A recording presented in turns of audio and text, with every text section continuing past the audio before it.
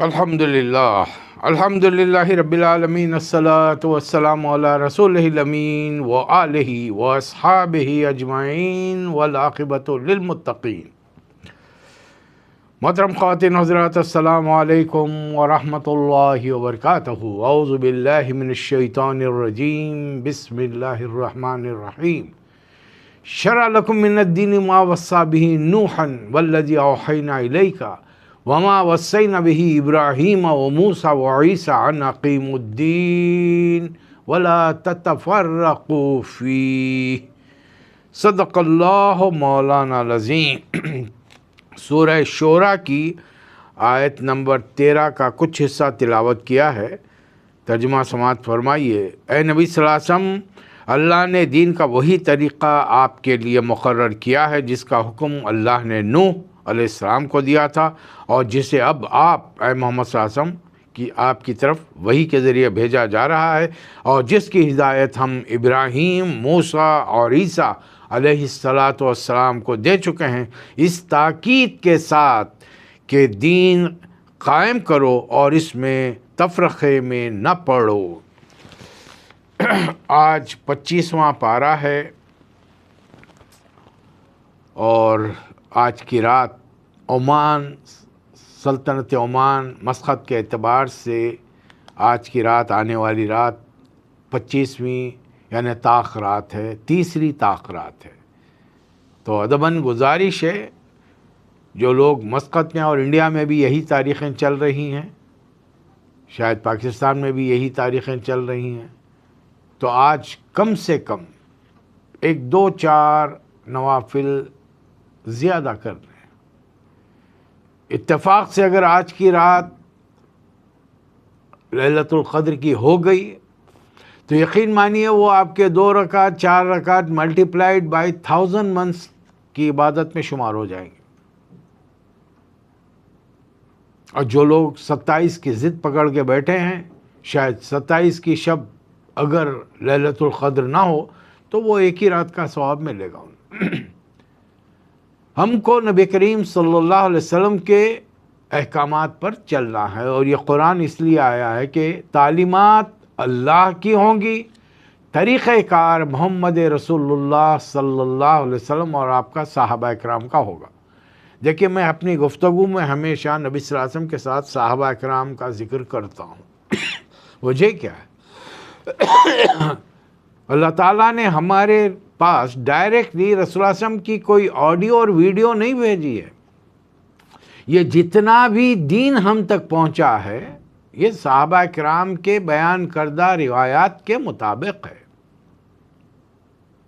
انہوں نے دیکھا، وہ ساتھ رہے، انہوں نے سنا، احکامات کے مطابق عمل کیا، کسی نے کم، کسی نے زیادہ، لیکن ہمیشہ جو عمل رہا اس پر استمرار، کنٹینیوٹی ان کے پاس تھی۔ ان چیزوں کو پیش نظر رکھیں تو دین ہم تک پہنچانے کا بہت بڑا ذریعہ صحابہ اکرام ہیں، اور جن کے بارے میں رسول اللہ صلی اللہ علیہ وسلم نے فرمایا تھا کہ ایک خاص نشست میں، خاص مجلس میں بیٹھے ہوئے تھے، آج سے 100 سال بعد تم میں سے کوئی زندہ نہیں رہے گا، یعنی صحابہ اکرام، جو حجۃ الوداع کے موقع پر ہم دیکھتے ہیں 1,24,000 کی تعداد ہے۔ اب اس کے علاوہ پوری عرب دنیا میں کتنے ان کے بال بچے، عزیزہ قاری، والدین جو ضعیفی کے سبب حج پہ نہیں آئے، ان کی تعداد تو الگ چھوڑ دیجیے۔ یقیناً ان جانے والوں نے حج کر کے تمام باتیں ان لوگوں کو ایک ایک جزیات، ایک ایک بات ان کو تفصیل سے بتائی ہوگی، سمجھا کے بتائی ہوگی۔ میں نے ایسا دیکھا نبی صلی اللہ علیہ وسلم کو، میں نے یہ سنا نبی کریم صلی اللہ علیہ وسلم سے، میں نے آپ کو ایسا کام کرتے ہوئے دیکھا ہے۔ یہ تمام چیزیں وہاں پہنچائی گی۔ اس لیے صحابہ اکرام کا ضرور ذکر میں بہت ضروری سمجھتا ہوں کہ رسول اللہ صلی اللہ علیہ وسلم نے ان کو حکم بھی دیا تھا، وَلْيُبَلِّغُ الشَّاهِدُ الْغَائِبَ، آج جو تم نے یہاں موجود ہیں، جو مجھے دیکھ رہے ہیں، وہ دنیا والوں تک اس دین کی باتوں کو پہنچائیں۔ چلیے، تو کل ہم نے گفتگو کی تھی سورہ حامیم سجدہ، جو موجودہ قرآن میں 41 نمبر پر ہے، اور اس کی کچھ آیات کا تقریباً 46 آیات کا ہم نے جائزہ لیا، اور اس میں اہم بات جو نوٹ کی کہ ہجرت حبشہ ثانی ہو گئی، دوسری ہجرت ہو گئی حبشہ کی جانب. 100 مردوں اور عورتوں نے مکہ چھوڑ دیا، اپنے آبائی وطن کو، ماں باپ کو، عزیز اقارب کو، کسی نے بیوی کو، کسی نے شوہر کو، کسی نے بچوں کو، اور اللہ کے خالص عبادت کرنے کے لیے وہ مکہ چھوڑ کر حبشہ چلے گئے. ایسے موقع پر قریش کے سرداروں میں سے ایک سردار نے رسول اللہ صلی اللہ علیہ وسلم سے گفتگو کی، اور پھر اس گفتگو میں آپ کو اندازہ ہو گیا کہ وقت کے نبی جنہوں نے 43 ایئرس کی لائف ایسی بے داغ صاف و شفاف گزاری کے لوگ آپ کو صادق اور امین کہہ کے پکارتے تھے، آپ کا احترام تھا، آپ اپنے دور کے بڑے کامیاب تاجر تھے، اور لوگ آپ پر اتنا بھروسہ کرتے کہ کوئی بھی آدمی اپنی انتہائی قیمتی چیزیں لا کر آپ کے پاس امانت کے طور پہ رکھا تھا، اور اسے یقین تھا کہ میں اگر نہ بھی رہوں تو میرے وارثوں کو یہ مال ایز اٹ از جیسی حالت میں نے دیا ہے ویسا ہی محمد صلی اللہ علیہ وسلم واپس کریں گے. اور آپ نے کیا. آپ جب مکہ چھوڑ کر مدینہ جا رہے تھے، آپ نے حضرت علی کو بستر پر سلایا اس لیے، اور یہ تاکید کی یہ جو امانتیں رکھی ہوئی ہیں ان پر ساروں کے نام ہیں، یہ تمام چیزیں ان کو امانت، جن کی امانتیں انہیں صبح میں لوٹا دینا. تو یہ چیز، لیکن اب وہی ہستی لوگوں کو ایک اللہ کی طرف دعوت دے رہی، اور لوگ مسلسل مخالفت میں مبتلا ہیں. ابھی یعنی مکے میں نبوت کے 6-7 سال، یا مکے میں 10 سال تک، جب تک کہ حضرت ابو طالب اور حضرت خدیجہ رضی اللہ تعالی عنہا کا انتقال نہیں ہوا، یہ دنیا سے نہیں گئے، تو جب تک رسول اللہ صلی اللہ علیہ وسلم کے ساتھ رو در رو کوئی بدتمیزی نہیں کر پایا. البتہ ان دونوں کے انتقال کے بعد، اور خاص طور پہ طائف سے واپس تشریف لانے کے بعد، جب مکے میں بات پھیل گئی کہ طائف والوں نے بڑا بدترین شروع کیا مکے، اور پھر یہاں پر چچا ابو لہب سے بھی ایک معاملہ ہو گیا، جس کے نتیجے میں اللہ تعالیٰ نے سورہ لہب نازل کی. اب وہ اور اس کی بیوی بدترین دشمن بن گئے، اور 10ویں سال سے نبی کریم صلی اللہ علیہ وسلم کی انتہا سے زیادہ مخالفت، کھلم کھلا یوں سمجھے کہ ایک حد تک ہاتھا پائی، سر پر مٹی ڈالنا، سجدے کی حالت میں اجڑی ڈالنا، یہ تمام واقعات جو ہیں یہ 10 نبوت کے بعد ہوتے ہیں. تو یہ جو ہم نے مطالعہ کیا تھا سورہ حامیم سجدہ کا، اس کا بقایا حصہ آخری سیکنڈ لاسٹ آیت میں اللہ فرما رہا ہے، سنُرِیہم آیاتنا فی الآفاق، ان قریب ہم کائنات میں نشانیاں دکھائیں گے، وہ فی انفسکم، اور تمہاری اپنی جانوں میں. 1400 سال پہلے جب یہ آیات نازل ہوئی تو اس وقت کی سائنس اور ٹیکنالوجی نے ترقی نہیں کی تھی. نبی صلی اللہ علیہ وسلم نے ان کو وہی باتیں بتائیں جو اس دور کی نالج تھی، لیکن یہ نالج رسول اللہ صلی اللہ علیہ وسلم کے لائے ہوئے قرآن مجید کی وجہ سے، جس میں اللہ نے بار بار انسانوں کو کائنات کی طرف مسخر یعنی متوجہ کیا، اور فرمایا کہ سخر لکم الشمس والقمر، سخر لکم اللیل والنہار، ہم نے رات اور دن کو تمہارے لیے مسخر کر دیا ہے. آج ہم چاہیں تو دن میں بڑے بڑے عمارتیں بنا کر ان عمارتوں میں اندھیرے کا سامان کر سکتے ہیں، اور انتہائی تاریک رات میں ابرآلود کیوں نہ ہو، ہم فلڈ لائٹس کے ذریعے اور اتنی روشنی مہیا کر سکتے ہیں کہ زمین پہ سوئی گر جائے تو آسانی کے ساتھ اٹھایا جا سکے. یہ ہے رات اور دن کو مسخر کرنا، چاند اور سورج کو مسخر. چاند پر انسان پہنچ چکا ہے، مخلوقات اللہ کی کائنات انسانوں کی کسی حد تک صرف معلومات انسانوں کی دسترس میں آ چکی ہے. یہ اللہ فرما رہا ہے کہ ہم اور تمہاری نفسوں کو، آج کا انسان نے وہ ویڈیوز بنا لی ہیں کہ ایک عورت اور مرد کے ملنے سے انسانی پیدائش کیسے عمل میں وجود میں آتی ہے، اور کیسا وہ ڈیولپمنٹس ہوتے ہیں جو 1400 سال پہلے قرآن میں دہرا دیا، حدیث میں رسول اللہ صلی اللہ علیہ وسلم نے دہرا دیا. اتنے دنوں میں گوشت کا لوتھڑا بنے گا، اتنے دنوں میں بوٹی بنے گی، اتنے دنوں کے بعد اس میں ہڈی آئے گی، پھر وہ انسانی جسم کے جو خاص فیچرز ہوتے ہیں، چہرہ، بشرہ، یہ تمام چیزیں، پھر اس کے اندر روح انجیکٹ کی جائے گی، اور اس کے بعد میں 9 مہینے کے بعد یا اس سے کم یا پہلے بندہ اس دنیا میں آ جائے گا. وہ حقیر سے کیڑوں کا اندازہ لگائیے کہ آج کی سائنس نے ہم کو بتایا کہ ایک وقت میں جو ایک اسپرم عورت یا مرد کے جسم سے خارج ہوتا ہے، مرد کا اسپرم، اس میں 64 کروڑ جرمز ہوتے ہیں، اور ہر جرم میں یہ قوت ہے، ہر جرثومے میں یہ قوت ہے کہ وہ ایک انسان بنے. لیکن ان کروڑوں میں سے سالہ سال کی ازدواجی تعلقات کے بعد اللہ ایک بچے کو دنیا میں لاتا ہے. کبھی کسی کو 2، کسی کو 3، کسی کو 4. یہ بھی ہے دنیا کے اندر لوگوں کے لیے بڑا امتحان کا سبب ہے. اور کسی کو نابینا، کسی کو اپاہج، کسی کو دماغی طور پر معوف، ہر قسم کے، تاکہ اے دنیا والو دیکھو تمہاری ماں کے پیٹ میں ہم نے کیسے تخلیق کیا ہے، اور اب یہ مت سمجھو کہ تم صحیح سلامت دنیا میں آ گئے تو ہمیشہ ایسا رہو گے. نہیں، پل پل تمہارے جسم کا رونگٹا ایک ایک حصہ بدل رہا ہے. دیکھ لیجئے اپنی تصویروں کی وہ تصویریں جو آپ گلف آنے سے پہلے فوٹو کھنچائے تھے، پاسپورٹ میں لگائے تھے، اب 10-15 سال کے بعد میں اپنی تصویروں کو دیکھ لیجئے. آپ کے گھروں میں البم ہوں گے، وہ بچے جو پیدا ہوئے آج جوان ہو چکے ہیں، آج وہ صاحب اولاد ہو چکے ہیں. تبدیلی ہر پل. علامہ اقبال نے بڑا پیارا مصرع کہا ہے، ثبات ایک تغیر کو ہے زمانے میں. اگر کسی کو دوام حاصل ہے، ہمیشگی حاصل ہے، تو وہ چینج ہے جو مسلسل کنٹینیوٹی کے ساتھ کام کر رہا ہے.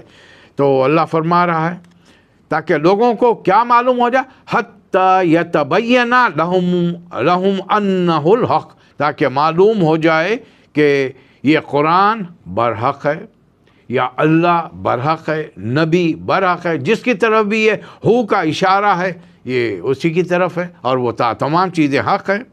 کیا تمہارے لیے یہ بات کافی نہیں کہ تمہارا رب ہر چیز کی گواہی دے رہا ہے، ہر چیز کا شاہد ہے؟ اور یہ لوگ اپنی رب سے ملاقات میں شک رکھتے ہیں. الا انہ بکل شیء محیط، جان رکھو کہ تمہارے رب نے ہر چیز کا احاطہ کر رکھا ہے. یہاں سے ایک سورہ شروع ہو رہا ہے، سورہ شورا. ایک تھا ہم نے 26 نمبر کا سورہ پڑھا، سورۃ الشعراء، شاعر کی جمع. یہ شورا، شین واو رے بڑی ہے، کھڑی الف کے ساتھ ہے. شورا مشورے سے ہے. اللہ نے ایک کام کے لیے، ایک عمل کے لیے ایک سورے کا نام رکھا، اور آج مسلمانوں کی اکثریت نے اس چیز کو بھلا دیا. جبکہ احادیث میں بار بار صحابہ اکرام نے یہ بات دہرائی ہے کہ باوجود یہ کہ نبی کریم صلی اللہ علیہ وسلم پر اللہ کا کلام جبرائیل لے کر آتے تھے، لیکن آپ اپنے صحابہ سے متواتر مشورہ کرتے تھے. ہم نے نبی کریم صلی اللہ علیہ وسلم سے بڑھ کر کسی کو مشورہ کرنے والا نہیں پایا. حالانکہ آپ نبی تھے، ہر چیز کی اطلاع آپ کو اللہ کے ذریعے مل سکتی تھی، لیکن نبی صلی اللہ علیہ وسلم نے اپنے صحابہ اکرام کو ٹرین کیا، انہیں تعلیم دی، انہیں نصیحت کی، جو کام کرو آپسی مشورے سے کرو. دیکھیے، مشورے کا مطلب یہ نہیں کہ ہر راستہ چلتے کو ہاتھ پکڑ کر لا کر میرا مسئلہ یہ ہے، اس میں رائے دیجیے. نہیں، ہمارے احباب ہیں، ہمارے خاندان ہیں، خاندان میں بزرگ ہیں، ان کا علم ہے، ان کی علم نہ بھی ہو، غیر پڑھے لکھے ہوں، تو زندگی کا تجربہ ہے. انسانی تجربہ بہت بڑی اہمیت رکھتا ہے. تو اپنے خاندان کے ان لوگوں سے، اپنے رشتہ داروں سے، اپنے احباب سے، اپنے والدین سے، اپنے بال بچوں سے، بیوی سے مشورہ کیا جائے. اور آج ہم نے وہ چیز چھوڑ دی. ہمارے ذمہ داروں نے مشورہ کرنا چھوڑ دیا. انانیت اتنی آ گئی کہ میں ہر بات کا جواب میں ہوں نا. تاریخ اٹھا کے دیکھیے مسلمانوں کے بگاڑ کی وجہ کیا ہوئی. ایک آدمی جب انانیت میں ہر کام اپنے بل بوتے پر، اپنی ذمہ داری پر، اپنے فیصلوں کے مطابق کرنا چاہے گا، وہ پوری قوم کو، پورے ملک کو نقصان پہنچائے گا. اور اس کا ملک اور قوم کا نقصان دین اسلام کا نقصان ہے. تو یہ سورہ شورا، سورہ نمبر 42 42واں سورہ ہے، اور اس کی تقریباً 53 آیات ہے، 5 رکوع میں ہے. حامیم عین سین قاف، اس میں 2 بار حروف تہجی الگ الگ استعمال کیے گئے، 5 لیٹرز استعمال کیے گئے. میرا ایمان ہے یہ اللہ کا کلام ہے، میرے کھاتے میں 50 نیکیاں لکھی گئی. کذالک یوحی الیک والی الذین من قبل، اے نبی صلی اللہ علیہ وسلم، ہم آپ کے طرف ویسے ہی وحی کے ذریعے پیغام بھیج رہے ہیں جیسا آپ سے پہلے کے نبیوں پر بھیجا تھا. یہ کس کی طرف سے؟ اللہ العزیز الحکیم، وہ زبردست بھی ہے اور حکمت والا ہے، جس نے زمین و آسمانوں کو بنایا، اور وہ بہت قابل تعریف ہے.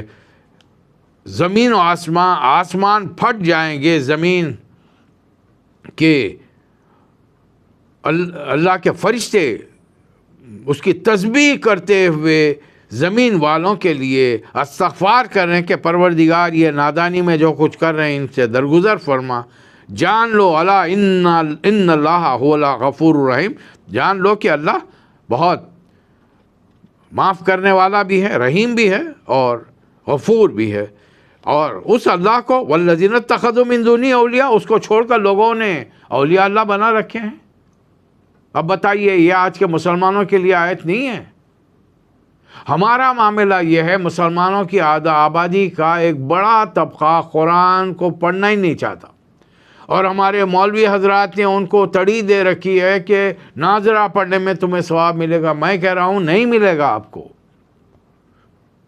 ہاں، وہ شخص جو کبھی زندگی میں مدرسہ نہیں گیا، دیہات میں رہا، ماں باپ کا استطاعت نہیں تھی، اسکول نہیں جا سکا، پڑھ نہیں سکا، علم حاصل نہیں کر سکتا، وہ شاید اگر قرآن کی یعنی کتاب کی شکل میں قرآن پر انگلی پھیر لے تو اللہ اس کو اجر دے گا. اور اگر وہ پڑھنا سیکھے اور اٹک اٹک کر رک رک کر تلاوت کرے تو دگنا ثواب ملے گا اس کو.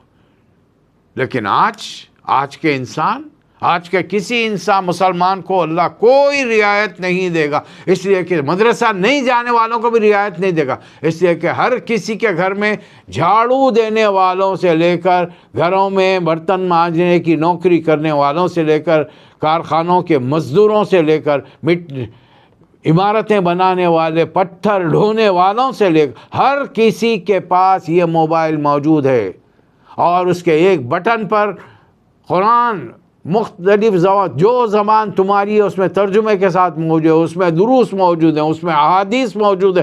تمہارا دل، اس لیے کہ قیامت میں اللہ تعالیٰ ان مسلمانوں سے پوچھے گا ان السمع والبصر والفؤاد، تمہارے کان، تمہاری آنکھیں، تمہارے دل کبھی یہ خواہش نہیں کرے کہ اللہ کا کلام میرے نبی محمد صلی اللہ علیہ وسلم لے کر آئیں اور میں اس کو پڑھوں، اس کو سمجھوں، اس کے مطابق زندگی بسر کروں. نہیں، ہم کو یہ لالی پاپ دیا گیا ہے ہمارے مولوی حضرات کی طرف سے کہ نہیں، نبی صلی اللہ علیہ وسلم اپنے کسی امتی کو جہنم میں جانے نہیں دیں گے، وہ جنت میں لے کے جائیں گے. اس لیے اب کس کو کیا پڑی ہے؟ اسمگلر بھی اسمگلنگ کے مال سے درگاہوں پر سالانہ عرس کر کے سینکڑوں لوگوں کو کھانا کھلا کر اسمگلنگ کر رہا ہے. ملک کے جو بھی ملک ہو، مسلم ہو غیر مسلم ہو، اس کی معیشت کو تباہ کر رہا ہے، اور یہ سمجھ رہا ہے کہ میں جنتی ہوں. ایک ڈاکو ڈاکے میں ڈال رہا ہے، ایک پولیس والا رشوت لیتے ہوئے کوئی شرم محسوس نہیں کرا. پھر نام کے مسلمان بھی ہیں، روزے سے بھی ہیں، نمازیں بھی پڑھتے، داڑیاں بھی ہیں. پھر اب جب گھر کے مردوں کا یہ حال ہوگا تو خواتین کا حال کیا ہوگا، انداز رکھیں. پھر ہماری ایسے گھروں کی نسلیں کہاں جا رہی ہوں گی. اس کا مطلب یہ نہیں کہ دیندار گھروں کی سارے نسلیں دینداری میں جاتی ہے، نہیں. نوح علیہ السلام بیٹے تک دین نہیں پہنچا سکے، بیٹے نے باپ کی نبوت کو قبول نہیں کیا، تعلیمات کو قبول نہیں کیا، ان کی بیوی نے قبول نہیں کیا، ابراہیم علیہ السلام کے باپ نے قبول نہیں کیا. تو تم دوسروں کو اولیاء اللہ بناتے ہو. اور اے نبی صلی اللہ علیہ وسلم اگر یہ کام کریں تو چھوڑ دیے، وما انت علیہم بوکیل، آپ ان پہ کوئی داروغہ بنا کر نہیں بھیجے گئے، ہم نے قرآن اسی طریقے سے آپ کی جانب وحی کیا ہے۔ اور کہاں ہیں آپ اس وقت؟ تاکہ آپ کس کو خبردار، لِتُنذِرَ أُمَّ الْقُرَىٰ، تاکہ بستیوں کی ماں شہر مکہ، آج مکہ دنیا والے بتا نہیں رہے ہم کو دنیا کا سینٹرل پلیس ہے، اور روایات لوگ صحیح طور پہ نہیں بتائے ہیں، اس لیے کہ یہ تحقیقات کرنے والے، ریسرچ کرنے والے غیر مسلم ہیں، ورنہ پوری کائنات کی جو گریوٹی ہے وہ کعبۃ اللہ کے نیچے ہو سکتی ہے، اور اللہ کا جب حکم آئے گا پوری کائنات تتر بتر ہو جائے گا۔ وہ جو گریوٹی نے پوری کائنات کو تھام کے رکھا ہے وہ تتر بتر ہو جائے گی۔ اور اللہ چاہتا ہے کہ اسلام کی پہلے نبی جو آئے تھے حضرت آدم وہ بھی مکہ میں آئے تھے، آخری نبی جو آئے ہیں وہ بھی مکہ میں، لیکن وہ تبلیغ کریں گے مکہ کے علاوہ، عرب کے علاوہ، ومن حولہا، اطراف میں، اور آج دنیا گلوبل ولیج بن چکی ہے۔ اللہ اگر چاہتا تو تم سب کو ایک امت بنا دیتا، کن فرما دیتا، سارے فرما بردار ہو جاتے، لیکن اللہ ایسا نہیں چاہتا۔ اللہ چاہتا ہے کہ تم اپنی صلاحیتوں کو، اپنے کانوں کو، اپنی آنکھوں کو، اپنے دل کو ان چیزوں کے لیے جگاؤ، بیدار کرو، ویسا نیک راستے پر لے کے چلو کہ اچھائی کی تلاش تمہیں ہونی چاہیے۔ اور یہ اس وقت دنیا میں جتنی اچھائیاں ہیں وہ نبیوں کی لائی ہوئی تعلیمات کے سبب بتائے ہوئے دنیا کے تمام انسانوں میں، جتنی برائیاں ہیں وہ بھی مشہور ہیں، لوگوں میں جانی پہچانی ہیں۔ جھوٹ، ہر نبی نے ایک ہی بات کہی، سچ کہو، جھوٹ مت کہو۔ اب وہ نبی ہندوستان میں آئے ہیں، چائنا میں آئے ہیں، رشیا میں آئے ہیں، آسٹریلیا میں آئے ہیں، اللہ تعالیٰ نے دنیا کے ہر کونے میں نبی کو، لِكُلِّ قَوْمٍ ہاد، ہر کونے میں نبی آیا ہے، ہدایت دینے والا آیا۔ تو اللہ اگر چاہتا تو اس طریقے، لیکن یہ امتحان نہیں ہوتا نا، زبردستی کسی کو اسلام کے دائرے میں داخل کرنا تو اللہ کا امتحان تو نہیں ہوا۔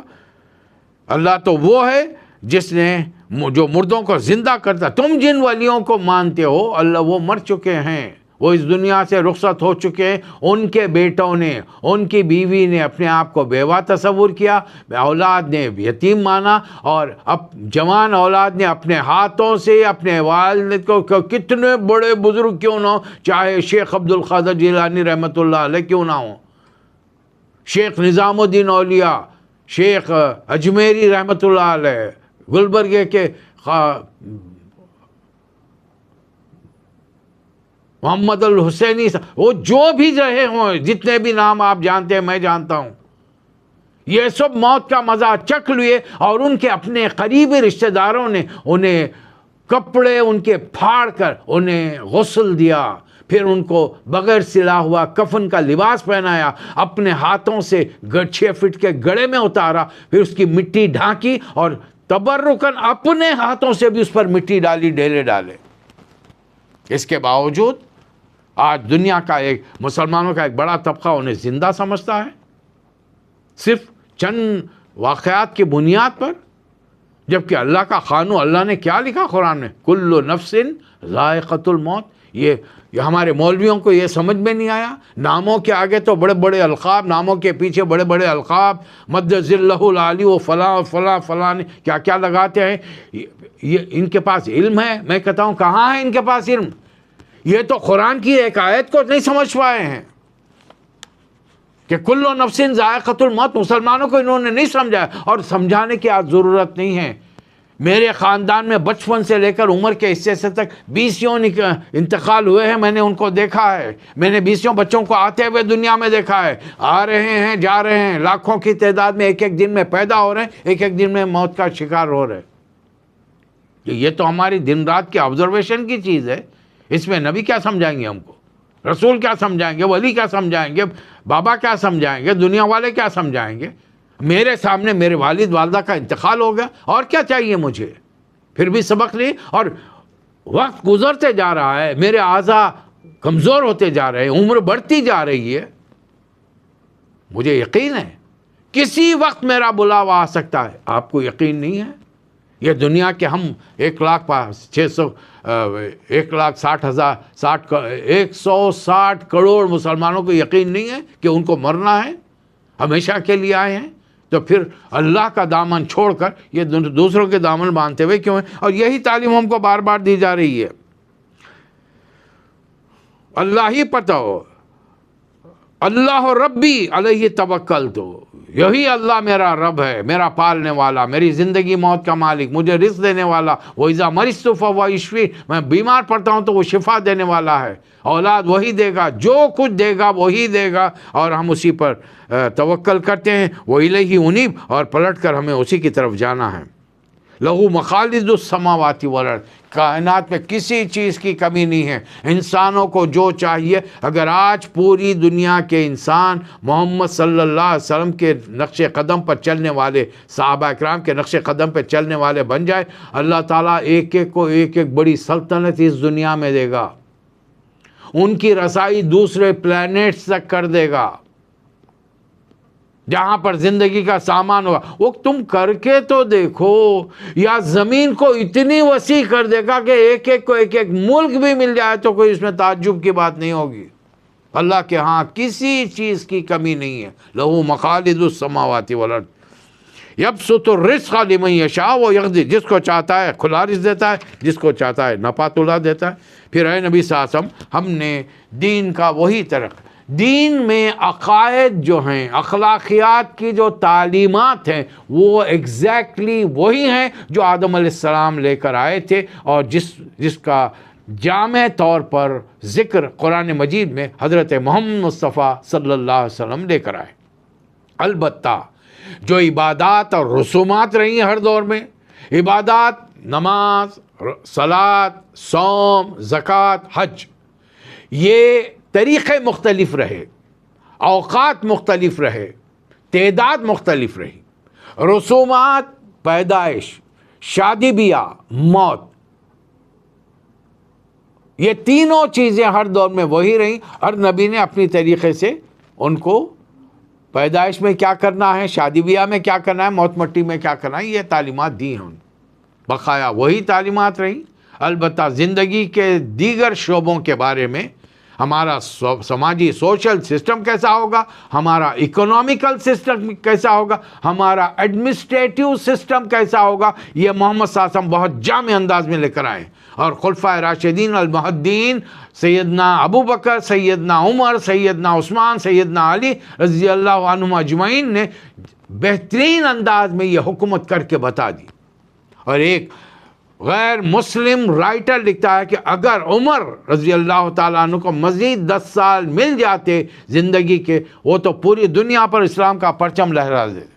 ایک غیر مسلم اعتراف کر رہا ہے، اور ایک غیر مسلم جس نے The 100 کے نام سے دنیا کے 100 انسانوں کی عظیم ان کی بایوگرافی لکھی ہے، وہ پہلے نمبر پر رکھتا ہے حضرت محمد مصطفیٰ صلی اللہ علیہ وسلم کو، ہمارے آپ کے نبی کو، لاکھوں کروڑوں درود و سلام ان پر، اور ایک خاص نمبر پر ان 100 میں تقریباً 60 نمبر پر وہ رکھتا ہے حضرت عمر رضی اللہ تعالیٰ عنہ، ان کی حکومت کو، ان کے عدل کو، ان کے انصاف کو، رواداری کو، ان کی انسان دوستی کو، مسلم اور غیر مسلم ہر ایک کے ساتھ، یہ چیزیں ہیں۔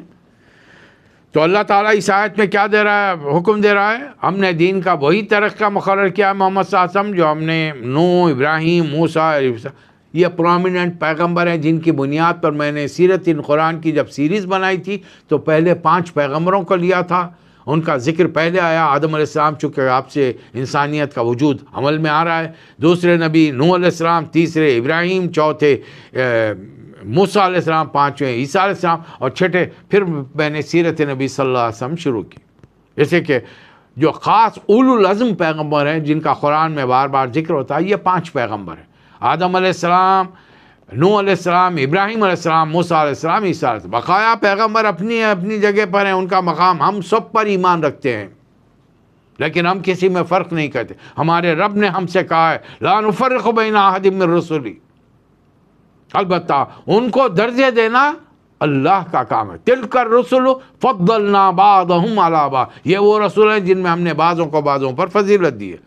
تو اللہ تعالیٰ اس میں حکم دے کر کہہ رہا ہے ان تمام نبیوں کو ہم نے حکم کیا دیا تھا، جو تعلیمات ہم بھیج رہے ہیں اس کو دنیا میں قائم کرو، انقیم الدین، یہ تمہارے زمانے کا، تمہارے دور کا، تمہارے ٹائم اینڈ پیریڈ کا یہ سسٹم آف لائف ہے، اس کو امپلیمنٹ کرو پوری جہاں تک تم چاہ سکتے ہو. اور چونکہ ہر نبی قوم میں آیا، اپنی قوم پر، پوری قوم پر امپلیمنٹ کرو.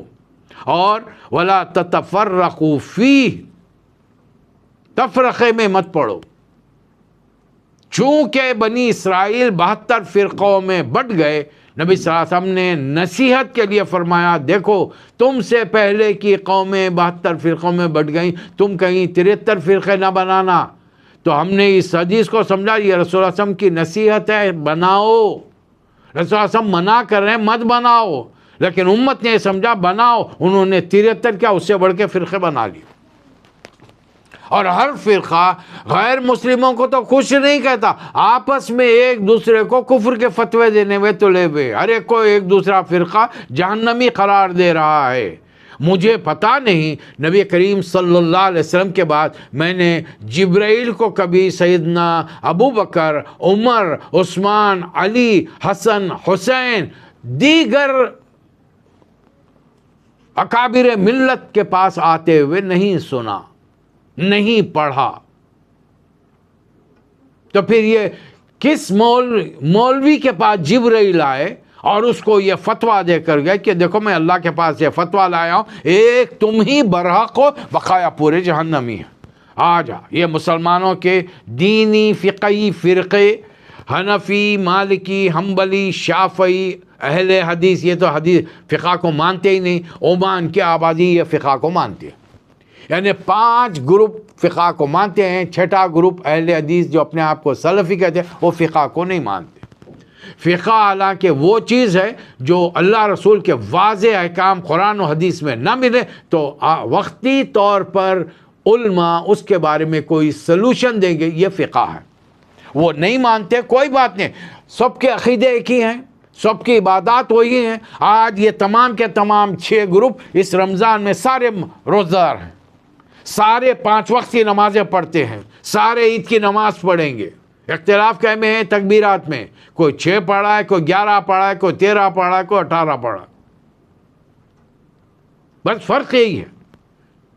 لوگوں کا اعتراض ہے نہیں صاحب وہ 6 والا ہے، میں تو 11 والا ہوں. میں اب بھائی 11 والے نے اگر 6 مرتبہ کہہ لیا، 5 بار کم کہا تو اللہ کی شان میں کوئی کمی نہیں واقع ہوگی. اور اگر یہ 6 کہنے والے اگر 11 رکعت 11 تکبیرات کہنے والے امام کے پیچھے بڑھے تو اللہ کی تمہاری 5 مرتبہ اللہ اکبر کہنے سے اللہ کی شان میں اضافہ نہیں ہو رہا، تمہاری نیکیوں میں اضافہ ہو رہا ہے.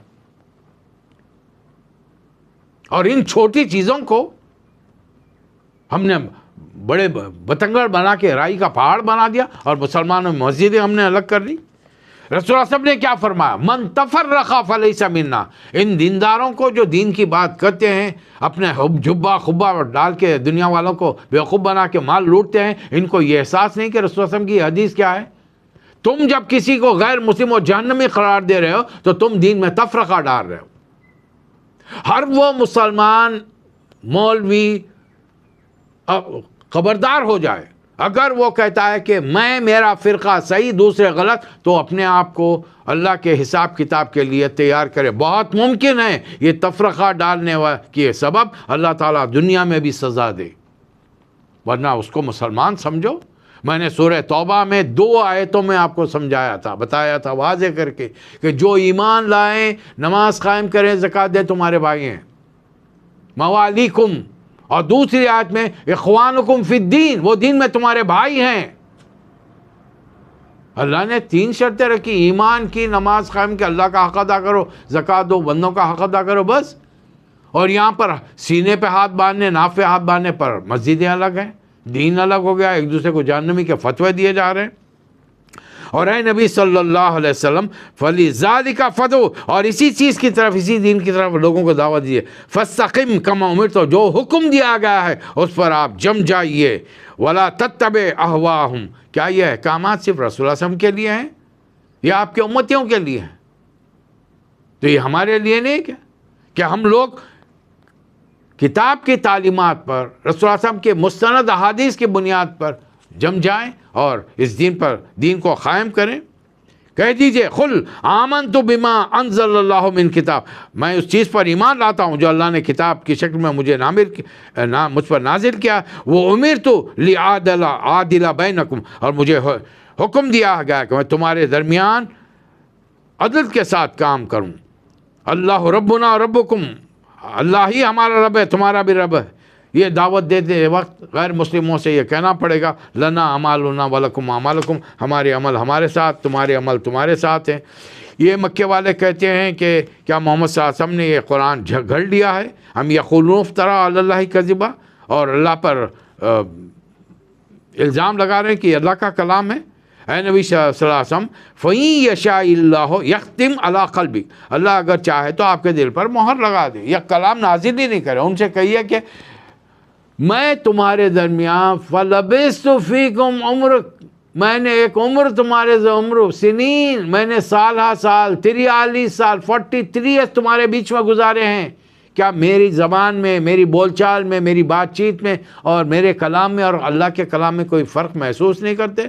یہ کلام جس دن سے میں نے نبوت کا اعلان کیا ہے اس سے پہلے 43 سالوں میں تم نے سنا ہے؟ یہ خالص اللہ کا کلام ہے جس میں میری مرضی سے میں اس میں زیر زبر بھی تبدیل نہیں کر سکتا، بلکہ میں اس کے ایک ایک حکم پر عمل کرنے کا پابند ہوں۔ اللہ اگر چاہتا تو تمام بندوں کو کھلا رزق دیتا۔ میں نے عرض کیا نا آپ کو، اللہ اگر چاہتا تو ہر کسی کو ایک حکومت دیتا، لیکن ہوتا کیا؟ اس کی مثال ایک واقعے سے سنیے، تصدیق میں نہیں کر سکتا اس سے کہ کسی مجموعے میں نے یہ قصہ سنا تھا۔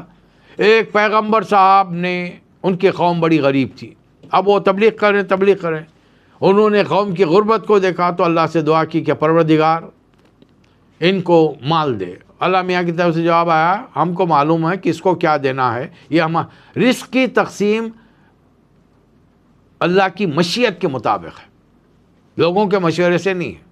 لیکن نبی نے اس دور کے بڑا مسلسل اصرار کیا، بار بار اللہ سے دعائیں کی، درخواست کی، تو اللہ تعالیٰ نے کہا کہ ٹھیک ہے۔ ایک رات بارش ہوئی، سونے چاندی کی بارش، پوری بستی کے ہر گھر میں سونا چاندی ان کے آنگنوں میں پڑا ہوا تھا۔ صبح نبی اٹھے، ان کے گھر میں تو نہیں ہوا، صبح اٹھے، ناشتہ واشتہ کیا ہوگا، تیار ہوئے، باہر جانے لگے تو گھر میں اہلیہ نے کہا ہوگا بھائی گھر میں چاول اناج غلہ ختم ہو گیا ہے اور دیکھو آپ کا جوتا پھٹ گیا ہے، ذرا کوشش کرو جوتا جاتے آتے وہ جو نکڑ پر موچی ہے جوتا سلا لیجئے، اور اگلے دکان جو ہے وہ گروسری کی شاپ جو ہے غلے والے کی، وہاں سے اسے کہیے کہ تھوڑا چاول ہمارے پاس بھیج دے، ایک تھیلا چاول بھیج دے، اور جو جس سامان ہے وہ بھیج دے۔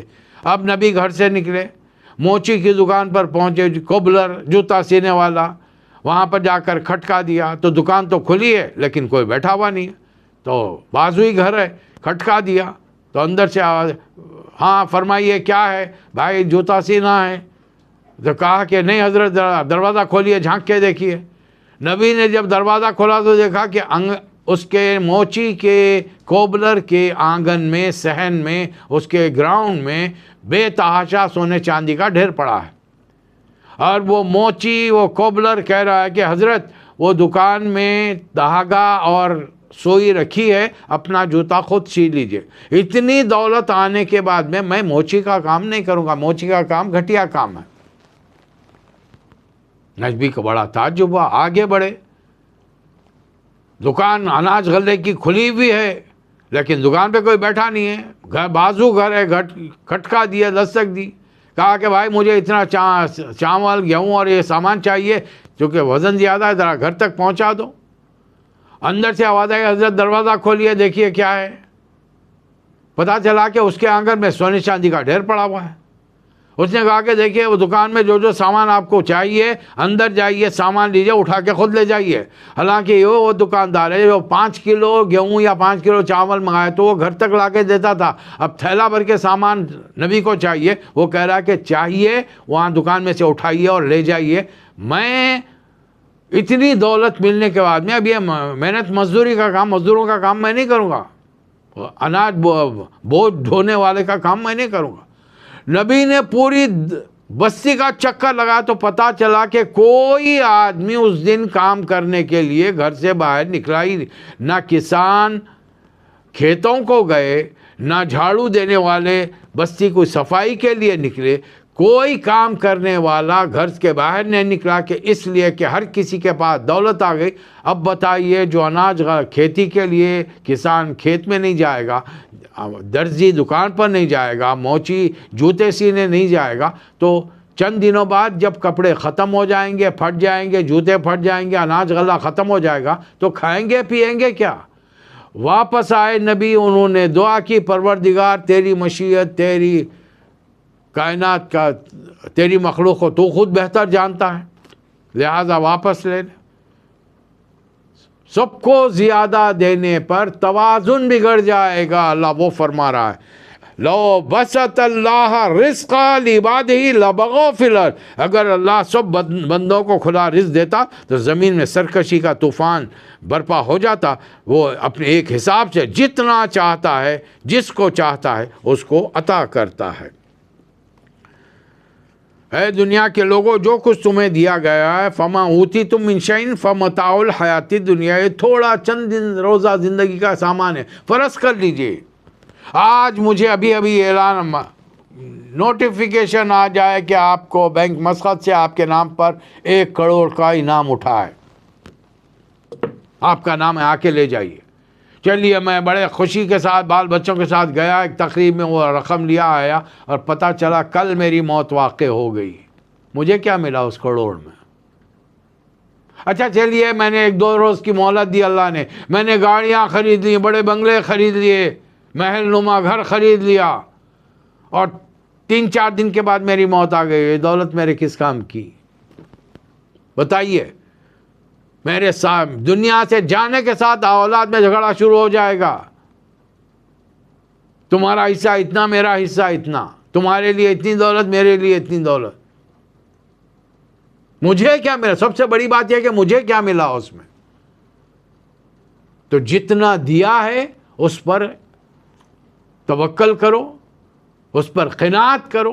یہ رسول اعظم کا حکم ہے. البتہ ایک رسول اعظم نے بڑی پیاری بات بتائی ہے، دنیا کے آمدنی کے لحاظ سے، اپنے کھانے پینے، اپنے اسٹینڈرڈ کے لحاظ سے ہمیشہ اپنے سے نیچے والوں کو دیکھو گے تو محسوس کرو گے کروڑوں لوگ تم سے کم درجے کے ہیں، جن کو رہنے کے لیے چھت نہیں ہے، کھانے کے لیے ڈھنگ کا کھانا نہیں ہے، پہننے کے لیے پھٹے پرانے کپڑے ہیں.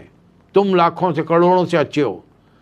دین میں تم اپنے سے بڑوں کو دیکھو، تم بزرگان دین، محدثین، اولیاء اللہ، تابعین، صحابہ اکرام، ان کو دیکھو جو نبی کے ساتھ تھے، جن کے اللہ تعالیٰ نے قرآن مجید میں سرٹیفکیٹ دیا، رضی اللہ عنہم ورضوا عنہ. تم کو ملا سرٹیفکیٹ وہ؟ تو دین میں ہمیشہ اپنے سے ان بلند لوگوں کو دیکھو، اور دنیا کے معاملات میں دنیا کے لوگوں کو دیکھو. تو یہ لوگ، جو اللہ جو کچھ دیتا ہے وہ بہتر ہے، اس کے پاس جو کچھ ہے وہ بہتر ہے. جو لوگ ایمان لائے، رب پہ بھروسہ کرتے ہیں، وہ کبیرہ گناہوں سے بچتے ہیں، بے حیائی کے کاموں سے بچتے ہیں، غصہ آ جائے تو پی جاتے ہیں، درگزر کرتے ہیں، اپنے رب کا حکم مانتے ہیں، نماز قائم کرتے ہیں، جو رزق ہم نے دیا ہے اسے خرچ کرتے ہیں. آپس وہ امرہم شورا بینہم، آپس کے معاملات کو مشورے سے حل کرتے ہیں. پڑوسی ملک کے ایک جاہل جو اپنے آپ کو کمانڈو کہتا تھا، ملک کا بڑا عہدہ سنبھال لیا، جب باہر سے ایک ٹیلی فون کال آئی تو اس کمانڈو کے غبارے کی ہوائی نکل گئی.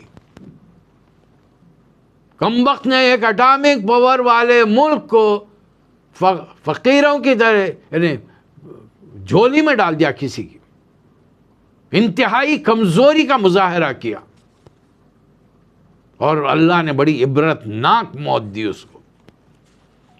اور اس وقت مشورہ دینے والوں نے، جو واقعی دیندار تھے، انہوں نے جب مشورہ دیا تو وہاں بیٹھنے والے اس کے اپنے حوالی موالیوں نے، اس کے اپنے مشیروں نے بے اختیار کہا کہ قاضی صاحب آپ نے بہترین مشورہ دیا ہے، اللہ آپ کو جزائے خیر دے. یہ ہوتا ہے مومن، جو ڈنکے کی چوٹ پر वला लौमतुल लाइमा, किसी मलामत करने वाले की मलामत से डरे बगैर हक बात दुनिया वालों के सामने रखता है, चाहे वो कितने बड़े ओहदे पर फाइज क्यों ना हों। ए नबी सासम दुनिया वालों से कहे कि इस्तजीबू लिरब्बिकुम, अपने रब की बात मान लो क़ब्ल इसके कि वो दिन आए जब जिससे तुम्हें कोई जाए पनाह ना मिले और तुम्हारी कोई मदद करने वाला ना हो। और इन आरज़ू, अगर ये मुँह मोड़ते हैं, फमा अरसलनाका अलैहिम हफीज़ा, हमने आपको उन पर कोई निगहबान बनाकर, दारोगा बनाकर तो नहीं भेजा है, आपका काम थोड़ा सा है। इन अलैका इल्लल बलाग, जब रसूल अल्लाह का काम बलाग है तो फिर मेरा और आपका काम क्या है? डंडा लेके मुसलमान करना नहीं। लेकिन मैं पहुंचाना से डरता क्यों हूँ? इसलिए कि मेरा कैरेक्टर, मेरा किरदार उस लेवल का नहीं है।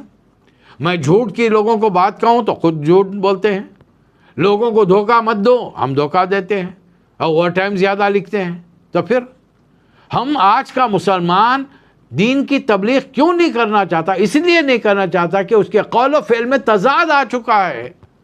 वो कहता कुछ है और करता कुछ है। आने वाला सूरा 60 नंबर का सूरह सफ में अल्लाह साफ फरमा रहा है, या अय्युहल्लज़ीना आमनू लिमा तक़ूलूना मा ला तफ़अलून, तुम वो बात कहते क्यों हो जो करते नहीं।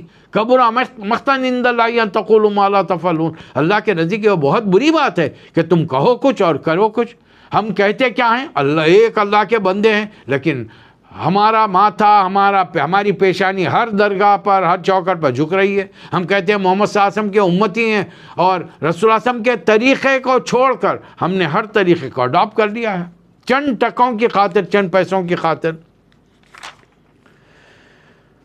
ये बड़ी प्यारी आयतें हैं। आयत नंबर 49, इसको अच्छी तरह 49 और 50 उन लोगों को खोल खोल कर सुनाइए, खुद समझिए, समझाइए उनको जिनको औलाद नहीं देता। अल्लाह क्या फरमा रहा है? लिल्लाहि मुल्कुस समावाति वल अर्द, ज़मीन और आसमानों की बादशाही का मालिक अल्लाह है। यख़्लुक़ु मा यशा, जो चाहे क्रिएट कर सकता है। यहबुली मन यशाउ इनासं, जिसको चाहता है शादीशुदा जोड़ों में सिर्फ बेटियां देता है, इनास औरतें, फीमेल देता है। वो यहबुली मन यशाउ ज़ुकुर, और जिसको चाहता है सिर्फ बेटे देता है। मैं घर में ट्यूशन पढ़ाने जाता था अपने हाई स्कूल के ज़माने में, अल्लाह ताला ने 10 बेटे दिए थे वो साहब को, और ऐसा मालूम होता था कि ट्रू कॉपी चली आ रही है, 1 साल से लेकर 15 साल के 10 बेटे थे। बाप से शक्ल व शबाहत में मिलते, ख़ुद क़ामत में मिलते जुलते, यानी उनका स्ट्रक्चर बता रहा था कि वो साइड से ज़्यादा नहीं बढ़े, सिर्फ बेटे ही बेटे। यहाँ पर बाज़ घरों में उनका जब रिक्रूटमेंट करते वक्त उनके डिटेल दिए तो पता चला कि सिर्फ लड़कियां ही लड़कियां हैं। और अल्लाह आगे फरमा रहा, औ युज़व्विजुहुम ज़ुकरान व इनासा, किसी को बेटे बेटियां मिला जुला कर देता है। मुझे अल्लाह ताला ने बेटे बेटियां मिला जुला कर दी हैं, अल्हम्दुलिल्लाह सुम्मा अल्हम्दुलिल्लाह।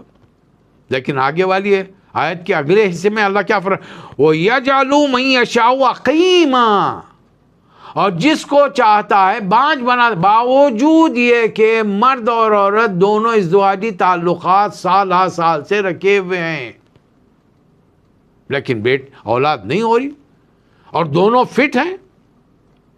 इज़्दिवाजी ज़िंदगी बरसों से चली आ रही है दोनों की। भाई मेरे सामने हज़रत इब्राहीम अलैहिस्सलाम की मिसाल है, जवान हैं, जवान बीवी है हज़रत सारा, उम्र के आखिरी हिस्से में 90 साल की उम्र में हज़रत इब्राहीम है, 80 साल की हज़रत सारा होंगी, 75 साल की होंगी, अल्लाह ने बेटा दे दिया उनको। नबी करीम सल्लल्लाहु अलैहि वसल्लम, हज़रत अनस फरमाते हैं कि हमारे नबी के जिस्म में तकरीबन 30 आदमियों की क़ुव्वत थी, सिवाय हज़रत खदीजा के आपको किसी से औलाद नहीं, किसी बीवी से औलाद नहीं हुई। हालांकि 10 बीवियाँ और आईं, उनमें एक कंवारी भी थी हज़रत आयशा रज़ी अल्लाह ताला अन्हा। हज़रत खदीजा से अल्लाह ताला ने नबी सल्लल्लाहु अलैहि वसल्लम को 2 बेटे, हज़रत कासिम, हज़रत ताहिर या अब्दुल्ला, और 4 बेटियां दी, हज़रत ज़ैनब, हज़रत रुक़ैया, उम्मे कुलसुम, हज़रत फ़ातिमा रज़ी अल्लाह ताला अन्हुमा अजमईन। नहीं दिए। اور ایک عیسائی کنیز سے جو مسلمان ہو چکی تھی، حضرت ماریہ خبطیہ رضی اللہ تعالیٰ عنہ سے بیٹا دیا. یہ اللہ کی مرضی ہے، اور 1.5 سال میں واپس بھی بلا لیا. سمجھائیے آج کل لوگ آئی وی ایف کے چکر میں جا رہے ہیں، اور کس کے بچوں کو اپنے گھر میں، اپنے کوکھ میں رکھ کر، اپنے بطن میں رکھ کر، اپنے رحم میں رکھ کر عورتیں پیدا کر رہی ہیں، واللہ عالم. اور یہ پورا ایک بہت بڑا راکٹ ہے، کھیل ہے، صرف کمانے کے لیے. آج کی میڈیکل انڈسٹری ساری کی ساری بیماریاں کریٹ کرنا، ان کی دوائیں بیچنا، دواخانے بھرپور آباد رہیں، سارے اس کام میں لگے ہوئے ہیں. یہ ایک کمرشل انڈسٹری بن چکی ہے. آج کے ڈاکٹرز کو الا ماشاء اللہ صرف یہ فکر ہے کہ میری آمدنی کیا ہے، میں کیا کیا چیزیں. ایک معمولی سا پیشنٹ نزلے زکام کا آتا ہے، 3-4 اس کو ٹیسٹ لکھ کے دے دیتے ہیں، 8-10 قسم کی دوائیں دی جاتی ہیں. اب وہ غریب کچھ بول نہیں سکتا. ایک ہی جواب ملے گا، آپ ڈاکٹر ہیں، میں ڈاکٹر ہوں. یہ لوگ اخلاقیات بھول گئے ہیں. کیوں بھول گئے ہیں؟ اس لیے کہ ساری دنیا میں اسلام کا نظام نہیں ہے، پکڑ دھکڑ کرنے والا نہیں ہے. اور یہاں اسلام میں حکومت پکڑ دھکڑ نہیں کرے گی. اسلامی حکومت اللہ کا خوف، اللہ کا ڈر پیدا کرے گی، اور بندے خود برائی سے رکیں گے.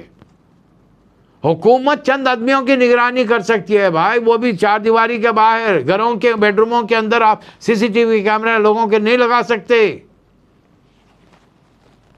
تو اللہ یہاں صاف فرما رہا ہے، اللہ جس کو چاہے بیٹے دے، جس کو چاہے بیٹیاں دے، جس کو چاہے بیٹے بیٹیاں ملا کر دے، اور جس کو چاہے عقیم بانجھ کر دے، اولاد ہی نہیں دے. زکریا علیہ السلام بار بار دعا کر رہے ہیں. جب اللہ نے فرمایا یا زکریا نبشرک بغلام اسمہ یحییٰ، ہم تمہیں ایک بیٹے یحییٰ کی خوشخبری دے رہے ہیں، پر انا یکون لی غلام وامراتی آخر، میری بیوی بانجھ ہے، وہ بلغت کبری سے عتیہ، اور میں عمر کے آخری سے میں پہنچا ہوں، میری ہڈیاں گل گئی ہیں، میرے سر کے بال سفیدی سے بڑھ گئے، مجھے کیسے اولاد ہوگی؟ قال کذالک، ہوگی اولاد. لیکن آج مسلمانوں میں صبر نہیں ہے. شیطان وسوسے ڈالتا ہے، تم کو اولاد نہیں ہوئی، ان کو ہو گئی، تمہارے چھوٹے بھائی کو، تمہاری بہن کو، فلاں کو ہو گئی، تم کو نہیں ہوئی. اب وہ آئی وی ایف کے چکر لگا کر اپنی دولت برباد کر رہے ہیں، اور پتہ نہیں کس کا نطفہ کس کے رحم میں پرورش پا رہا ہے. واللہ عالم. ایک اور اہمیت والی آیت ہے اس کے بعد، وما کان لبشر ان یکلمہ اللہ الا وحیا او من وراء حجاب او یرسل رسولا. وحی کی بے شمار قسمیں اللہ تعالیٰ نے ہر قسم کے ذریعے نبی کریم صلی اللہ علیہ وسلم سے معاملہ کیا ہے. پہلی وحی کا طریقہ، اللہ جبرائیل کے ذریعے پیغام بھیجے. نمبر 2، اللہ پردے کے پیچھے سے بات کرے. تیسرا، دل میں بات ڈال دے یا خواب دکھائے. اب وحی کی ایک قسم رسول اللہ علیہ وسلم کے امتیوں کے لیے باقی ہے، جو نیک متقی ہوں گے، اللہ بہترین اچھے خوابوں کے ذریعے ان کو چیزیں بتائے گا. بس اتنا ہی باقی ہے. ہمارے نبی سے اللہ نے دل میں بات ڈال کر بھی بات کی، آپ کو خواب بھی دکھایا، آپ کو جبرائیل کے ذریعے وحی بھیجی، آپ کو آسمانوں پر بلا کر نور کے پردوں کے پیچھے سے بھی بات کیا. وَكَذَلِكَ أَوْحَيْنَا إِلَيْكَ رُوحًا مِّنْ أَمْرِنَا، اور اس طریقے سے ہم نے روح کو جبرائیل کے ذریعے آپ پر وحی کی ہے، جو ہمارا خاص حکم لے کر آئے ہیں. مَا كُنْتَ تَدْرِي مَا الْكِتَابُ وَلَا الْإِيمَانُ. اور اے محمد صلی اللہ علیہ وسلم، آیت نمبر 52، آپ کے گھر میں جو قرآن ہے ترجمہ نکالیے. سورہ حام میم صدہ 42، سورہ شورى 42 نمبر کا سورہ ہے، اس کی آیت نمبر 42ویں سورہ کے 43 سورہ کا، معاف کرنا 42 سورہ کی 52 آیت کا ترجمہ پڑھ لیجئے. اللہ فرما رہا ہے ما کنت تدری مل کتاب، آپ نہیں جانتے تھے کہ کتاب کیا ہوتی ہے، ولل ایمان، اور ایمان بھی نہیں جانتے تھے آپ. اللہ فرما رہا ہے مجھ پہ فتوے مت لگائیے کہ تم رسول کی شان میں گستاخی کر رہے ہو. ہم رسول کو رسول سمجھتے ہیں، خدا نہیں بناتے. اور رسول کا میرے پاس کیا مقام ہے؟ بعد از خدا بزرگ تو یہ قصہ مختصر، کائنات میں اللہ کے بعد سب سے عظیم الشان، سب سے بزرگ والی ہستی جو ہے وہ نبی کریم صلی اللہ علیہ وسلم کی ہے۔ اللہ کے علم کے بعد کائنات میں سب سے زیادہ علم اگر کسی کے پاس تھا تو محمد صلی اللہ علیہ وسلم تھے، لیکن ان کا علم بھی اللہ کے برابر نہیں ہو سکتا۔ یہ سورہ آیت الکرسی میں اللہ نے خود فرما دیا، وَلَا يُحِيطُونَ بِشَيْءٍ مِّن عِلْمِهِ، اس کے علم کا کوئی احاطہ نہیں کر سکتا، احاطہ کر لے گا وہ اس کے برابر آ جائے گا۔ اس لیے یہ بات کو سمجھنے کی ضرورت ہے۔ اللہ تعالیٰ جس کو چاہتا ہے یہ روح اور یہ روشنی قرآن کی اس کو عطا کرتا۔ وَإِنَّكَ لَتَهْدِي إِلَىٰ صِرَاطٍ مُسْتَقِيمٍ، لوگوں کو آپ سیدھے راستے کی طرف آپ دعوت دے سکتے ہیں، دعوت دیجئے آپ۔ یہاں سے سورہ زخرف شروع ہو رہا ہے، اور سورہ زخرف یہ بھی حام میم ہوا میم میں کا ایک سجدہ ہے، اور اس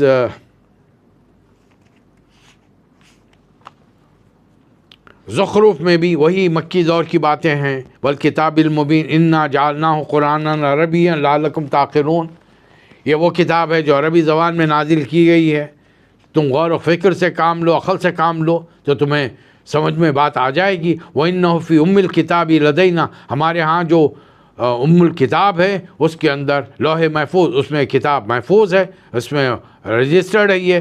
أَفَنَضْرِبُ عَنْكُمُ الذِّكْرَ، اے مکے والو کیا تم سے بیزار ہو کر، یا اے دنیا والو تم سے بیزار ہو کر ہم یہ نصیحت کا پیغام چھوڑنا بھیج دیں؟ نہیں، ہم نے 1,24,000 نبیوں کو بھیجا جب کبھی دنیا میں برائی بڑھی، اور چونکہ اب برائی بڑھی، بڑھنے والی ہے اور حد سے زیادہ بڑھ جائے گی نبی کے بعد میں بھی، اس لیے ہم نے یہ ذمہ داری قرآن کو قیامت تک رکھنے کا فیصلہ کیا ہے۔ اِنَّا نَحْنُ نَزَّلْنَا الذِّكْرَ وَإِنَّا لَهُ لَحَافِظُونَ، محمد صلی اللہ علیہ وسلم کی سیرت کو بھی ہم نے محفوظ کیا ہے، اسی لیے دنیا سے جاتے ہوئے نبی کریم صلی اللہ علیہ وسلم نے فرمایا ترکت فیکم شیئین، میں تمہارے لیے 2 چیزیں چھوڑ کر جا رہا ہوں، مضبوطی سے تھام لو، لن تضلوا بعد ما، ان کو تھام لوگے تو کبھی گمراہ نہیں ہوگے، اور یہ ہے کتاب اللہ و سنتی، یہ اللہ کی کتاب اور میری احادیث مبارکہ، میری سیرت، میری حدیثیں یہاں پر ہیں۔ تو ہم نے اس طریقے سے ہم نے ان سے پہلے کتنی قوموں کو ہلاک کیا تھا، ان سے پوچھئے محمد صلی اللہ علیہ وسلم زمین و آسمانوں کو کس نے پیدا کیا، لَيَقُولُنَّ خَلَقَهُنَّ الْعَزِيزُ الْعَلِيمُ، وہ کہیں گے کہ اس کو بڑے زبردست اور علم رکھنے والے نے پیدا کیا۔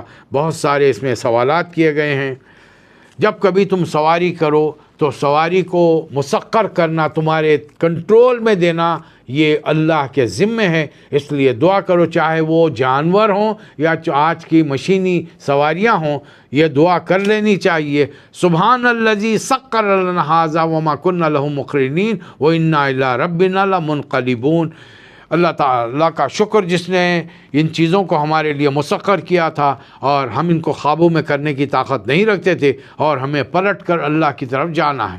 ابھی ہم جا رہے ہیں کام پر، جیسا ہم روز گھر سے کام پر جاتے ہیں پھر پلٹ کر گھر آتے ہیں، ہم اللہ سے کہہ رہے ہیں اے اللہ ہمیں تو دنیا میں بھیجا ہے، ہم کو پلٹ کر پھر تیری ہی طرف آنا ہے۔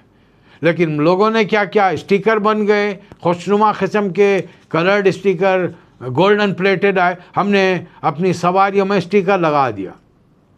ہم نے آیت الکرسی کے تغرے بن گئے، ہم نے لا کر دروازے پر لگا دیا۔ شیطان ہے بھائی تو خود پڑھ لے، وہاں سے دروازے سے بھاگ جا، ہم پڑھتے نہیں، ہم کو یاد نہیں۔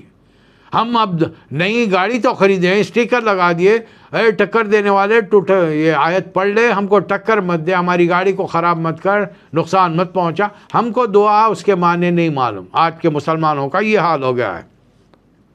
مسلمانوں نے کیا کیا، وَجَعَلُوا لَهُ مِنْ عِبَادِهِ جُزْءًا، لوگوں نے اللہ کے بندوں کو اس کا جز بنا ڈالا۔ کوئی پیران پیر بن گئے، کوئی غوث الاعظم دستگیر بن گئے، کوئی بندہ نواز بن گئے۔ اعوذ باللہ من الشیطان الرجیم، اللہ کے بندوں کو بندے نوازیں گے، جبکہ رسول اللہ صلی اللہ علیہ وسلم فرما رہے ہیں انا قاسم، میں تقسیم کرنے والا ہوں اور دینے والا اللہ ہے۔ اور جب تک حیات میں تھے آپ نے مال غنیمت اور صدقہ خیرات کے ذریعے بے شمار مال آپ نے تقسیم کیا، لیکن لوگ سمجھتے ہیں کہ جانے کے بعد بھی تقسیم کر رہے ہیں۔ اب یہ تو فیصلہ قیامت کے دن ہی ہوگا کہ وہ صحیح ہیں یا ہم صحیح ہیں۔ اور لوگوں نے، مکے والوں نے فرشتوں کو، جو اللہ کے خاص بندے ہیں، غلام ہیں، عباد الرحمن ہیں، ان کا جنڈر بدل دیا، انہیں اناسا، ان کو فیمیل بنا دیا، ان کو زنانی کپڑے پہناتے ہیں، زیورات پہناتے ہیں اور کہتے ہیں کہ یہ خدا کی بیٹیاں ہیں۔ اس بارے میں تم سے سوال ہوگا اور قیامت کے دن تم سے پوچھا جائے گا کہ تم نے یہ کام، یا دنیا میں پوچھا جاتا ہے یہ کام تم کیوں کرتے ہو، تو کہتے ہیں کہ انا وجدنا آبانا، ہم نے اپنے باپ دادا کو ایسے کرتے پایا، اس لیے ہم بھی انہی کے قدموں پر، نقش قدم پر چلے جا رہے ہیں۔ اللہ فوری اس کے بعد مثال دے رہا ہے۔ آؤ ہم ابراہیم علیہ السلام کی مثال دیتے ہیں، جب انہوں نے اپنے لِأَبِيهِ وَقَوْمِهِ إِنَّنِي بَرَأٌ مِّمَّا تَعْبُدُونَ، جب واضح طور پر ڈنکے کی چوٹ پر وقت کے بادشاہ سے، اپنے باپ سے، پوری قوم سے کہہ دیا ہے، تم جن بتوں کی بندگی کرتے ہو، غلامی کرتے ہو، عبادت کرتے ہو، چاکری کرتے ہو، ہم اس سے بری و ذمہ ہیں۔ إِلَّا الَّذِي فَطَرَنِي فَإِنَّهُ سَيَهْدِينِ، ہم صرف اس کی عبادت کریں گے جس نے ہم کو تخلیق کیا، پیدا کیا، ماں باپ کے ذریعے وجود میں لایا، جو ہم کو سیدھا راستہ دکھایا۔ یہ مکے والے کہتے ہیں یہ قرآن محمد صلی اللہ علیہ وسلم پر نازل کیوں ہوا؟ وہ تو کہیں کے سردار نہیں ہیں، کوئی مالدار بہت بڑے آدمی بھی نہیں ہیں، بلکہ ان کے پاس تو کچھ ہے ہی نہیں۔ وَقَالُوا لَوْلَا نُزِّلَ هَذَا الْقُرْآنُ عَلَىٰ رَجُلٍ مِّنَ الْقَرْيَتَيْنِ، اللہ نے دو بڑی بستیوں کے مالداروں میں سے کسی بڑے آدمی پر یہ قرآن کیوں نہیں اتارا؟ مکہ بڑی سٹی تھی اور طائف بڑا شہر تھا وہاں کا، تو پھر یہاں پہ بڑے بڑے مالدار لوگ تھے، اللہ ان سے خوش ہے تو تبھی تو اس نے اتنا مال دیا ہے۔ اور محمد صلی اللہ علیہ وسلم کے پاس ہے کیا؟ کچھ نہیں، یتیم پیدا ہونے سے پہلے باپ کا انتقال ہو گیا، 6 سال کے تھے ماں کا انتقال ہو گیا، 8 سال کے تھے دادا کا انتقال ہو گیا، چاچا نے بیٹا بہت سارے بچوں کے ساتھ آپ کی پرورش کی، بہت ہی مفلسی کے عالم میں پرورش ہوئی آپ کی، تب ان کو نبی کیوں بنائے گا؟ حالانکہ وہ ایک پہلو دیکھ رہے ہیں کہ رسول اللہ صلی اللہ علیہ وسلم دنیاوی اسباب میں لوگوں سے کم تھے۔ ٹھیک ہے، رسول اللہ صلی اللہ علیہ وسلم کسی قبیلے کے سردار نہیں بنے، ان کو وراثت میں والد کی طرف سے سینکڑوں غلام، کنیزیں یا جائیداد، باغات، کھیت، زمین کے خطے نہیں ملے، لیکن جو رسول اللہ صلی اللہ علیہ وسلم کو تم لوگ کہتے ہو ان تمام چیزوں کے نہ ہونے کے باوجود صادق و امین، اپنے بڑے سرداروں میں سے کسی ایک سردار کو صادق کیوں نہیں کہتے، امین کیوں نہیں کہتے، امانت دار کیوں نہیں؟ تم جانتے ہو کہ وہ اول درجے کے جھوٹے ہیں، تم جانتے ہو کہ وہ امانت دار سرے سے ہے ہی نہیں۔ اللہ اس کے جواب میں پوچھ رہا ہے اہم یقسمون رحمت ربی، اب یہ نبوت جو ہوتی ہے وہ اللہ کی رحمت ہے، تم لوگ اللہ کی رحمت کو تم تقسیم کرو گے؟ اللہ اپنے جس بندے کو چاہتا ہے دیتا ہے، اور وہی نہیں بلکہ دنیا کی زندگی میں۔ پھر اللہ تعالیٰ نے آیت نمبر 35 میں ہم سے ایک خاص بات کہی ہے کہ جو شخص رحمان کے ذکر سے غافل ہوتا ہے اللہ اس پر ایک شیطان مسلط کر دیتا ہے۔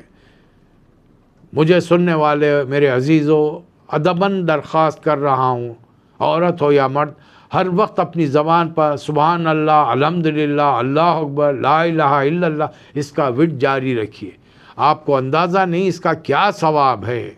قیامت میں جب یہ چیزیں اللہ تعالیٰ اجر کے طور پہ ہمارے نیکیوں کے پلڑے میں ڈالے گا تو ہم اس وقت حسرت سے کہیں گے کاش میں پوری زندگی صرف سبحان اللہ الحمدللہ کہہ کے گزار دیتا، لیکن اس وقت کا افسوس کرنا کوئی فائدہ پہنچانے والی۔ اس لیے جب بھی اپنے دفتروں کو جا رہے ہیں، اپنی گاڑی چلا رہے ہیں، دعا کیجئے اللہ خیر سے نکال، خیر سے پہنچا۔ ابھی وہ دعا ہم نے پڑھی ہے، الحمدللہ الذی سخر لنا ھذا وما کنا لہ مقرنین انا الی ربنا لمنقلبون، یہ دعا کیجئے۔ پھر پورا رستہ سبحان اللہ الحمدللہ، جو سورہ یاد ہے ان کی اللہ کے کلام کو یاد کرنے کی کوشش کیجئے۔ اگر جنت ملے گی تو جتنے آیتیں یاد ہوں گی، ایک ایک سیڑھی درجہ بلند ہوتے چلے جائیں گے آپ۔ اور جو رحمان کا ذکر نہیں کرتا، شیطان اس کو اللہ اس پر مسلط کر دیتا ہے، اور وہ شیطان اس کا دوست بن کر اسے غلط راستوں پر لے جاتا ہے۔ اے نبی صلی اللہ علیہ وسلم، یہ کتاب کوئی معمولی کتاب نہیں، وَإِنَّهُ لَذِكْرٌ لَكَ وَلِقَوْمِكَ، یہ آپ کے لیے، آپ کی قوم کے لیے ایک بہت بڑا شرف، بہت بڑا اعزاز، آنر کی بات ہے۔ پھر اس کے بعد میں پیغمبر کا ذکر ہے، آیت نمبر 46 سے وَلَقَدْ أَرْسَلْنَا مُوسَىٰ بِآیَاتِنَا، ہم نے موسیٰ کو اپنی نشانیوں کے ساتھ فرعون کے پاس بھیجا، جا کر انہوں نے اعلان کیا، لیکن قوم شاید مان لیتی، لیکن وقت کا حکمران اتنا جابر اور ظالم تھا، اس نے من مانا فیصلہ کر دیا اور فاستخف قومہ فاطاعوہ، اس نے قوم کو ہلکا سمجھا اور قوم نہیں اطاعت کی۔ ہمارے ملکوں میں کیا ہو رہا ہے ذمہ داروں کے ساتھ ہم دیکھ رہے ہیں، وہ پوری عوام کو، کروڑوں کی عوام کو ہلکا سمجھ رہے ہیں، اس لیے کہ ان مسلمان ہونے کے باوجود بر صغیر میں ایک طرف 16 کروڑ ہیں، ایک طرف 14 کروڑ ہیں، وہاں کے حکمران ان کو ہلکا سمجھتے ہیں، ان کی ویلیو نہیں ہے۔ تھوڑے سے لوگ ہیں جو اصل قرآن حدیث کی بات کرتے ہیں۔ کہہ دیجئے ان اللہ ہوا ربی اور ربکم فاعبدوہ، اللہ ہی میرا رب ہے اور تمہارا بھی رب ہے، اسی کی غلامی کرو۔ ہم ابرموا امرا فإنا مبرمون، چونکہ یہ مکی سورہ ہے، اللہ تعالیٰ رسول اللہ علیہ وسلم کو اطلاع دے رہا ہے کہ یہ مکے والوں نے آپ کے خلاف کوئی سازش کر لی ہے، کوئی قدم اٹھانے کا فیصلہ کیا ہے، ہم بھی ان کے خلاف ایک فیصلہ کر لیتے ہیں۔ وہ کہتے ہیں کہ رحمان کا بیٹا ہے، تو کہہ دیجئے اگر رحمان، قل ان کان للرحمن ولد، اگر رحمان، کہہ دیجئے محمد صلی اللہ علیہ وسلم، اگر رحمان کا کوئی بیٹا ہوتا فانا اول العابدین، میں پہلا اس کا غلامی کرنے والا ہوتا، عبادت کرنے والا تھا، سجدہ کرنے والا تھا، لیکن اللہ نے کسی کو اپنا بیٹا نہیں بنایا۔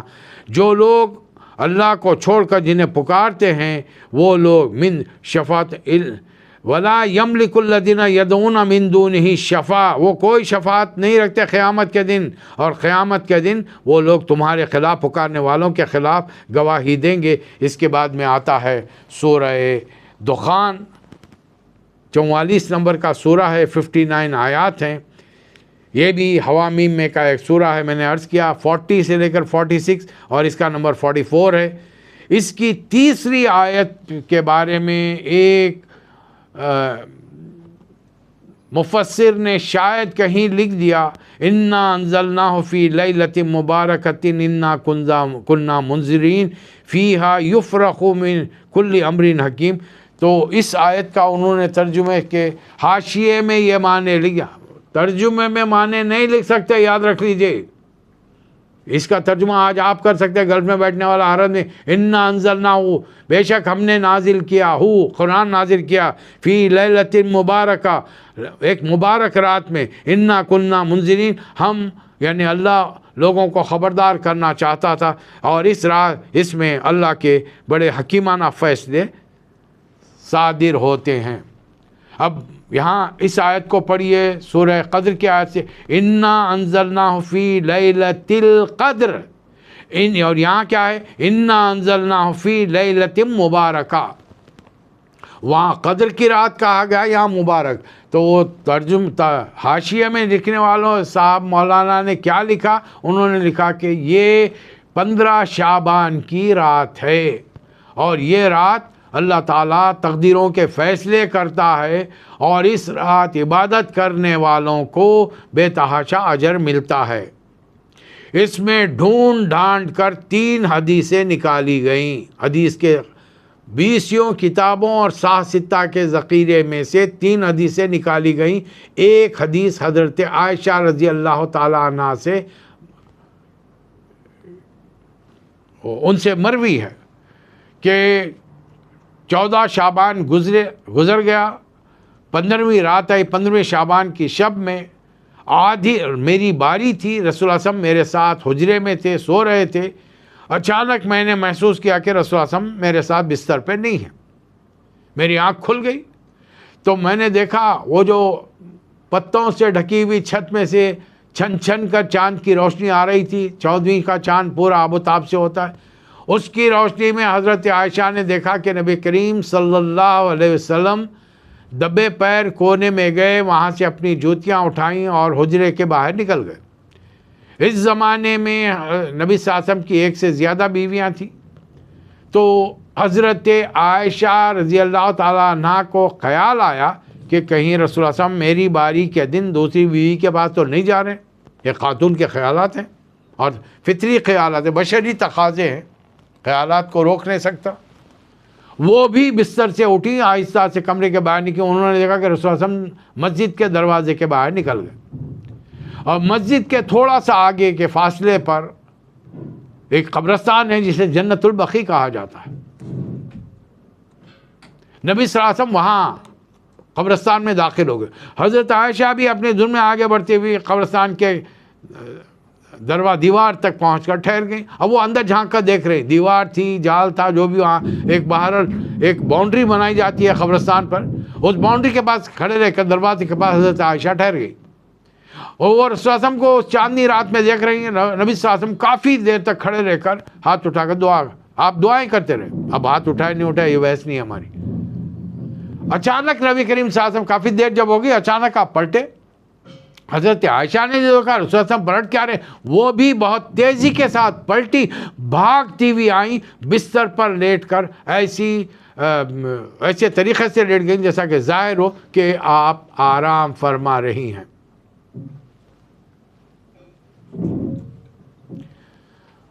یہ سلسلہ ہم انشاءاللہ کل جاری رکھیں گے. میں اس بارے میں کچھ کہنا چاہتا ہوں اس سورہ پر. یہ مکی سورے ہیں، اس میں کافی توحید، رسالت کی باتیں اور پرانے پیغمبروں کے ذکر بار بار ریپیٹ ہو رہے ہیں. اس لیے اہم جو موضوع ہے اس پر انشاءاللہ گفتگو کل ہوگی.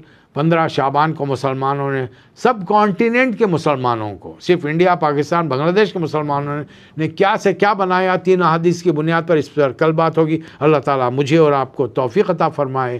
وآخر الدعوانا ان الحمد للہ رب العالمین.